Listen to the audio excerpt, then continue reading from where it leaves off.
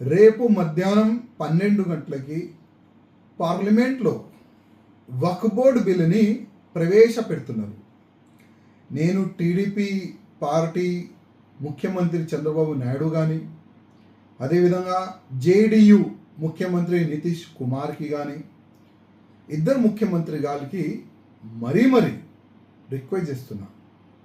ఇట్లాంటి బిల్లు ప్రవేశపెట్టాలంటే దమ్ము ఉండాలి.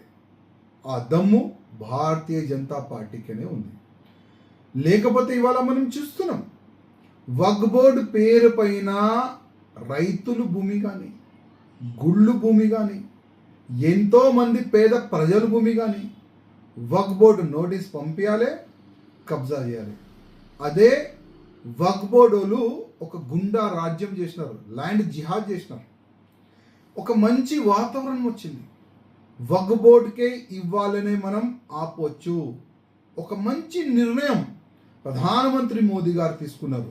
దీంట్లో కొన్ని మార్పు జరగాలని దాదాపు 14 మార్పులు దీంట్లో చేస్తున్నారు.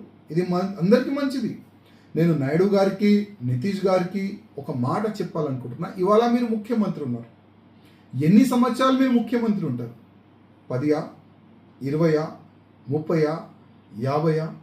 దాని తర్వాత ప్రతి ఒక్క వ్యక్తి ఈ భూమిని ఈడ్చి పైకి వెళ్ళాలి, చనిపోవాలి. ఎవరు కూడా ఉండరు ఈ భూమి పైన. కానీ వచ్చే మన పిల్లలు, మన ఫ్యూచర్ మనకు యాద్ చేయాలి. అరే మా పెద్దోళ్ళు వక్ఫ్ బోర్డు ఒక బిల్లు ఉండే, దానికి ప్రవేశపెట్టడానికి మా వాళ్ళు సపోర్ట్ చేసినారు. అట్లాంటి డేంజర్ ఒక చట్టం ఉండే, ఎక్కడంటే అక్కడ నోటీస్ పంపించాలి, ల్యాండ్ కబ్జా చేయాలి.